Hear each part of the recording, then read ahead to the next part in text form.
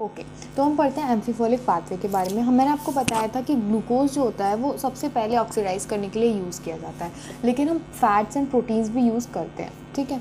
तो जब हमारी बॉडी को ग्लूकोज प्रॉपर नहीं मिलता तो आपकी बॉडी का उसके बाद फैट यूटिलाइज होने लगता है, फिर उसके बाद आपका प्रोटीन यूटिलाइज होने लगता है। तो पढ़ते हैं क्या लिखा गया है। लिखा गया है कि glucose is a favoured substrate for respiration.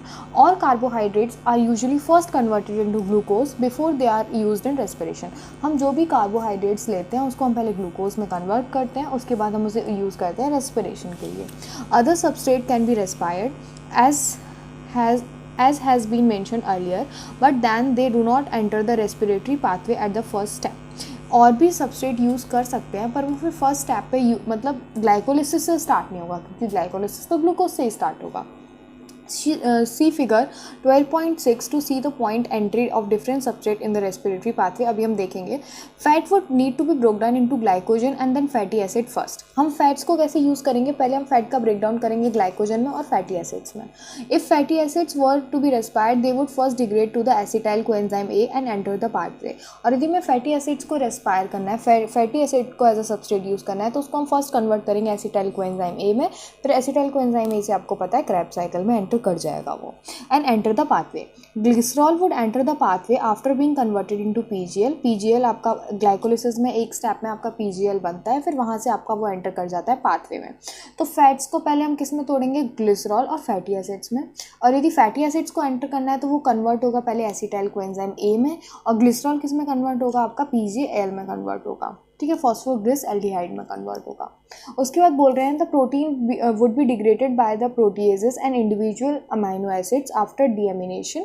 Protein को किस में, अमाइनो एसिड्स में कन्वर्ट करेंगे, फिर अमीनो एसिड से क्या बनेगा आपका, पायरुविक एसिड बनेगा। पायरुविक एसिड आपका किसमें, एसिटाइल कोएंजाइम ए लिंक रिएक्शन के थ्रू, और फिर वो आपका क्राइब साइकिल के अंदर एंटर कर जाएगा। Since the respiration involve breakdown of substrated, the respiratory process has traditionally have been considered a catabolic process and the respiratory pathway as a catabolic pathway. देखो रेस्पिरेशन में हम क्या कर रहे हैं, कुल मिला के चीज़ों को तोड़ रहे हैं, इसलिए हम उसको बोलते थे catabolic pathway. But is this understanding correct, क्या ये अंडरस्टैंडिंग करेक्ट है? You have discussed above at which the point in the respiratory pathway different substrate would enter if they were to be respired and used to derive energy. What is important to recognize is that is these very compounds that would be withdrawn from the respiratory pathway for the synthesis of the said substrates. Hence, the fatty acid would be broken down to the acetyl coenzyme A before entering the respiratory pathway when it is used as a substrate. But when the organism need to synthesize fatty acid, acetyl coenzyme would be withdraw from the respiratory pathway for it. देखो यदि हमें चाहिए कि fat use किए जाएं as a substrate, तो हम उसको कन्वर्ट कर लेंगे ग्लिसरॉल से किसमें, फैटी एसिड से फैट्स को कन्वर्ट कर लिया फैटी एसिड में, और फिर फैटी एसिड से हमने बना लिया एसिटाइल कोएंजाइम ए, और वो एंटर कर जाएगा पाथवे में। लेकिन यदि हमें चाहिए कि फैट चाहिए हमारी बॉडी में, तो एसिटाइल कोएंजाइम से हम फैट भी बना लेंगे, एसिटाइल कोएंजाइम को भी हम विड्रॉ कर लेंगे बीच प्रोसेस से टू सिंथेसाइज फैट। यही चीज़ यहाँ लिखी गई है, ठीक है। Hence the respiratory pathway comes into the picture both। इसका मतलब रेस्पिरेटरी पाथवे में सिर्फ चीज़ें टूट नहीं रही हैं, ब्रेक डाउन नहीं हो रहा है, सिंथेसिस भी हो रहा है। Similarly during the break down and synthesis of protein too, ऐसे ही प्रोटीन्स और प्रोटीन्स का भी हम ऐसे कर सकते हैं, ठीक है। Respiratory intermediates from the link.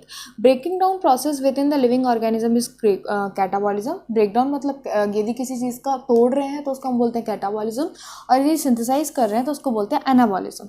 लेकिन रेस्पिरेटरी पाथवे में दोनों चीज़ें हो सकती हैं, एनाबॉलिज्म भी कैटाबॉलिज्म भी, इसीलिए हम इसको बोलते हैं amphibolic pathway rather than catabolic one. तो यदि आपसे पूछा जाए रेस्पिरेशन कैसा प्रोसेस है, एनाबॉलिक, कैटाबॉलिक, तो आप क्या बोलेंगे, it is a amphibolic pathway. बोलते हैं ना इंट्रोवर्ट, एक्सट्रोवर्ट, एम्बीवर्ट, तो एम्फीबॉलिक पाथवे।